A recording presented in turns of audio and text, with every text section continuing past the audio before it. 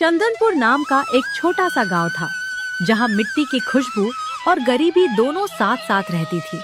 उसी गांव के एक कोने में एक झोपड़ी थी, जिसमें रामू कुम्हार अपनी पत्नी कोमल, नन्ही सी बेटी गुड़िया और अपनी बूढ़ी माँ के साथ गुजारा करता था।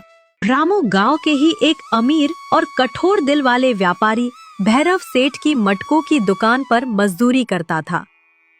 सुबह से शाम तक वह कड़ी मेहनत करता, उसके हाथ छिल जाते, पसीना मिट्टी में घुल जाता, लेकिन बदले में मिलती थी सिर्फ थोड़ी सी मजदूरी, जो घर का चूल्हा जलाए रखने के लिए कभी काफी नहीं होती थी।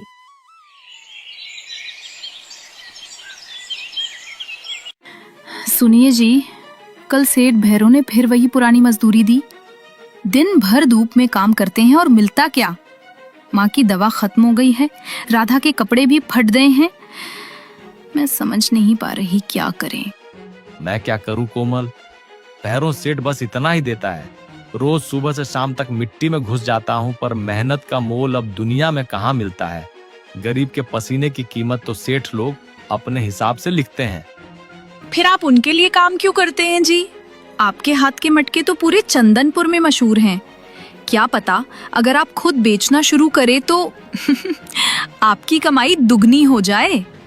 सेठ के लिए क्यों अपना पसीना और कला दोनों बर्बाद कर रहे हो? अरे कोमल, दुकान खोलने के लिए पैसा चाहिए, जगह चाहिए, और हमारे पास क्या है? ये छोटी सी झोपड़ी। आप चिंता मत कीजिए, स्टार्टिंग में प्रॉब्लम होगी पर सब ठीक हो जाएगा। हम थोड़ा थोड़ा करके सब कर लेंगे। भगवान पर भरोसा रखिए। बेटा, सही कह रही है तेरी पत्नी। सेठ के लिए काम करके कब तक पेट पालोगे? अपना कुछ कर। मिट्टी तेरे हाथ में है तो किस्मत भी तू ही बना सकता है। ठीक है कोमल, कल सेठ से कह दूंगा, अब और मजदूरी नहीं। अगले दिन रामू भैरव सेठ के पास जाता है। उस दिन रामू ने फैसला कर लिया था कि अब वो सेठ के लिए नहीं, खुद के लिए काम करेगा। मालिक नमस्ते, मुझे आपसे एक बात कहनी थी। हाँ बोलो रामू, क्या बात है? मालिक, आप मेरा हिसाब कर दीजिए, मैं अब यहाँ काम नहीं करूँगा। क्या बोला तूने? इतना देता हूँ फिर भी तू काम नहीं करेगा? मालिक, गलत मत समझना, मैंने कभी शिकायत नहीं की, पर घर का खर्चा नहीं चल रहा, सोचा खुद कुछ कोशिश कर लूं। कोशिश? चल ठीक है, जा, मैं भी देखता हूँ तू क्या कर लेगा। रे चमचे, इसका हिसाब कर। जी मालिक, पिछली बार इसने अपनी माँ की दवा के लिए जो बड़ी रकम एडवांस ली थी और मिट्टी के जो बचे हुए दाम थे, सब जोड़ घटाकर देखा जाए तो रामू के हिस्से में कुछ नहीं बचता मालिक। इसका हिसाब तो पूरा पूरा जीरो हो गया। सुन लिया रामू, तेरे सब पैसे कट गए, तू पहले ही ले चुका है, अब कुछ नहीं मिलेगा।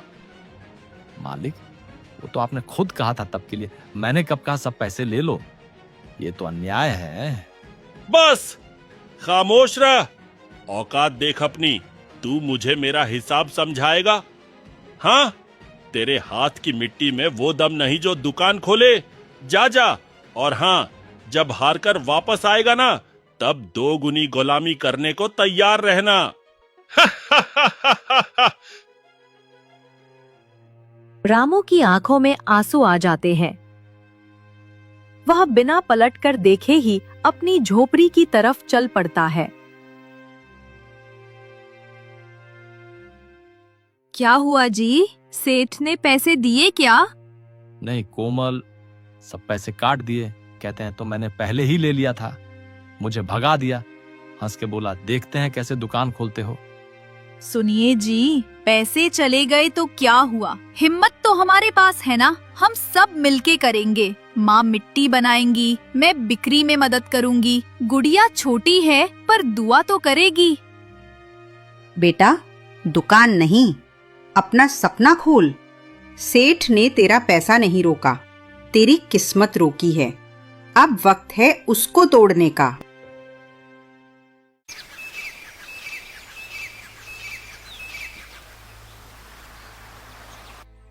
अगले दिन से रामू मिट्टी के मटके बनाना शुरू करता है और उन्हें बाजार में ले जाकर बेचने बैठता है। गर्मी से तपता हुआ दिन, बाजार में लोगों की भीड़, सब अपने अपने सामान बेच रहे हैं।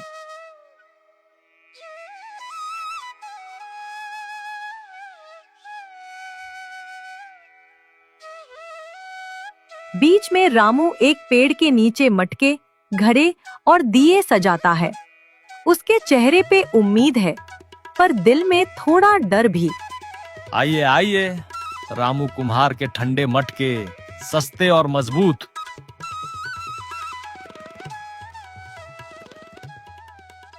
रामू की आवाज सुनकर कुछ गांव वाले रामू के पास आते हैं। अरे भाई, ये मटका तो हल्का लग रहा है, लगता है मिट्टी कच्ची थी। हाँ रे, और रंग भी ढीला है, लगता है मिट्टी भी सही नहीं पकाई गई। भैरव के मटके देखे हैं, एकदम चमकदार। बहन जी, मिट्टी चाहे सिंपल हो, पर मेरे मटके दिल से बनाए गए हैं। पानी रखिए इसमें, देखिएगा ठंडक और स्वाद दोनों मिलेंगे। दिल से बने मटके। अरे भाई, पानी नहीं, दिल रखेंगे क्या इसमें? भैरव के मटके तो राजा महाराजा तक ले जाते हैं। और तू रामू, तू तो नया नया आया है बाजार में, कौन खरीदेगा तेरे मटके? बाबूजी, हर बड़ा आदमी कभी छोटा ही था, बस एक मौका दीजिए, अगर पसंद ना आए तो पैसा वापस। अरे नहीं भाई, हम रिस्क नहीं लेते। कल अगर मटका फट गया तो तू मिलने भी नहीं आएगा। अच्छा भाई, बता तो सही, कितने का दे रहा है ये दिल से बना मटका? सिर्फ 10 रुपए का है बाबूजी। क्या बोला? 10 रुपए? अरे भाई, भैरव के मटके तो 7 में मिलते हैं, और वो तो राजा जैसे चमकते हैं। हाँ हाँ, ये तो नया कुम्हार है, और दाम देखो, भैरव सेठ से भी ज्यादा। अरे हम पैसे दे रहे हैं, दया नहीं मांग रहे। लगता है इसने मटका के साथ अपने सपने भी बेचने का सोच लिया है। 10 रुपए? अरे भाई, हमारे गांव में इतने में 2 कुल्फी आ जाती हैं। बाबूजी, मेहनत के दाम रखे हैं, मिट्टी भी मेहनत से उठाई, दिन रात जलाया, तब ये मटका बना है। अरे छोड़ो भाई, इमोशनल मत हो, मटका लेने आए हैं, कहानी सुनने नहीं। आजा रे, चल भैरव के दुकान चलते हैं, वहीं असली माल मिलता है। ये रामू तो सपनों के दाम लगाता है। सब लोग हंसकर चले जाते हैं। रामू चुप हो जाता है, उसके चेहरे पे पसीना और उदासी दोनों है।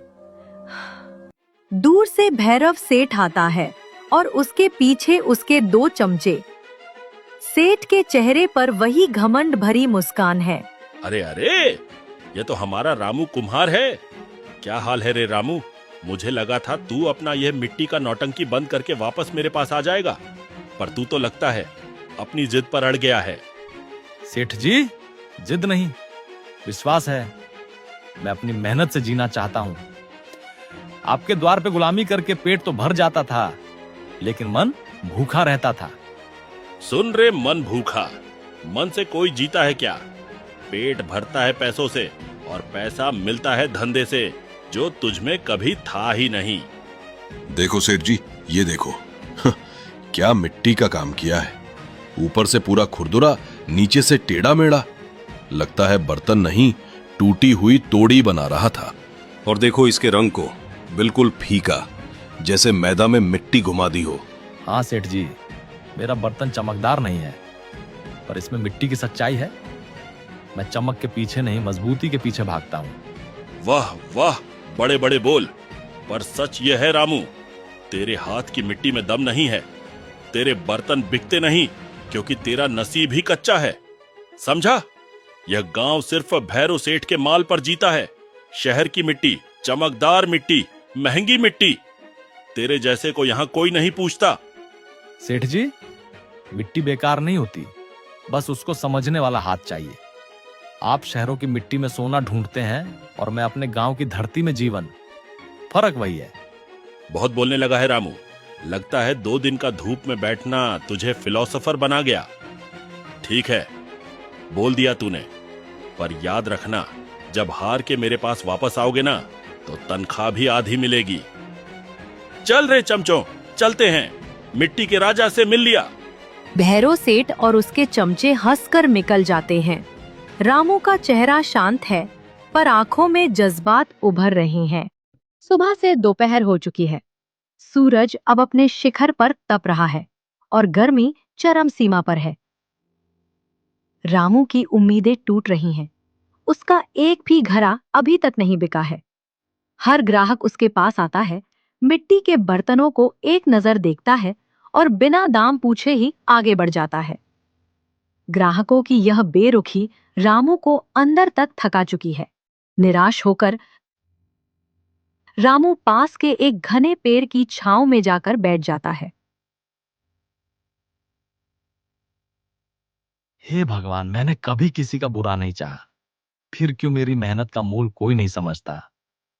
पर ठीक है, जब तक सांस है मेहनत करता रहूंगा। उसकी पत्नी कोमल ने सुबह उसके लिए एक प्याज और 2 सूखी रोटियां पोटली में रख दी थी। तभी एक अति सुंदर दूधिया सफेद गाय उसके पास आती है। उसकी आंखें बहुत शांत और गहरी हैं। रामू जैसे ही रोटी तोड़ने लगता है, वह धीरे से बिना कोई हलचल किए रामू के पास आकर खड़ी हो जाती है। अरे तू कहां से आई सुंदरी? भोजन ढूंढ रही है? ले ले। क्या हुआ अगर मुझे धंधे में बेरंगी है, पर अतिथि का मान तो रखना ही चाहिए। खा, मेरी अच्छी दोस्त। गुड़िया होती तो तुझे गले लगा लेती। वह सुंदर गाय बड़े ही प्रेम और सभ्यता से रामू के हाथों से रोटी खाती है। रामू उसे स्नेह से अपने हाथों से सहलाता है, जिससे गाय और शांत हो जाती है। जैसे ही रोटी खत्म होती है, गाय एक पल रुकती है, फिर धीरे से मुड़ती है और जंगल के घने पेड़ों के बीचों बीच उनकी गहराइयों में ओझल हो जाती है। रामू अपनी थकान को झाड़ा और वापस अपने काम पर लग गया। वो फिर अपने मटके साफ करने लगता है। थोड़ी देर बाद उसके कान में कुछ हंगामा की आवाज आती है। रामू तुरंत पलटकर उस दिशा में देखता है जहां से हंगामे की आवाज आ रही थी। आवाज सीधे भैरव सेठ की दुकान से आ रही थी, जो बाजार में अपनी धौस के लिए जानी जाती थी। भैरव सेठ के चमचे मिलकर एक बूढ़े आदमी को पीट रहे थे। रामू अपनी जगह से भागता है। उसकी आंखों में बूढ़े आदमी के प्रति दया और चमचों के प्रति तीव्र क्रोध है। वह तेजी से भीड़ की ओर बढ़ता है। अरे रुक जाओ, क्या कर रहे हो तुम लोग? बुढ़े पर हाथ उठाते शर्म नहीं आती? अरे ये बूढ़ा सेठ जी के मटके तोड़ दिया, इसलिए मार रहे हैं। मटके तोड़ दिए तो जान लोगे क्या? क्या हुआ सेठ जी, क्या मसला है? रामू, तुम बीच में मत पड़ो। इसने मेरे 5 मटके तोड़ दिए। एक एक मटका 20 रुपए का था। नुकसान कौन भरेगा? सेठ जी, मैंने तोड़े नहीं, गिर गए गलती से। सुबह से कुछ खाया नहीं था, हाथ हिल गया। मुझे बीवी के लिए दवाई लेनी थी, 2 दिन से बीमार है। मैंने आपसे एडवांस मांगा तो आपने डांट दिया। बीमारी सब झूठ है। काम करो या निकल जाओ यहाँ से। सेठ जी, गलती सबसे होती है। आप इतने बड़े आदमी हो, कुछ दया भी तो रखिए। एक बूढ़े आदमी को मारना इंसानियत नहीं, जालिमियत है। अरे रामू, तू अपना काम संभाल, ये हीरो मत बन। ले जाओ इसे यहाँ से, वरना तुझे भी निकाल दूंगा बाजार से। सेठ जी, बाजार आपका हो सकता है, पर इंसानियत हर किसी का अधिकार है। बाबा चलिए, मैं देख लूंगा। आपको दवाई के पैसे चाहिए ना? बेटा, भगवान तुझे खुश रखे। तेरे जैसा आदमी आज के जमाने में मिलना मुश्किल है। आप घर जाइए बाबा, बीवी को दवाई खिलाइए। काम की चिंता मत कीजिए। जब मेरी अपनी दुकान खुल जाएगी ना, मैं आपको जरूर नौकरी दूंगा। पहले अपनी दुकान तो खोल लो रामू, फिर दुनिया को नौकरियां देना। जरूर खोलूंगा सेठ जी, क्योंकि दिल से चला धंधा कभी बंद नहीं होता।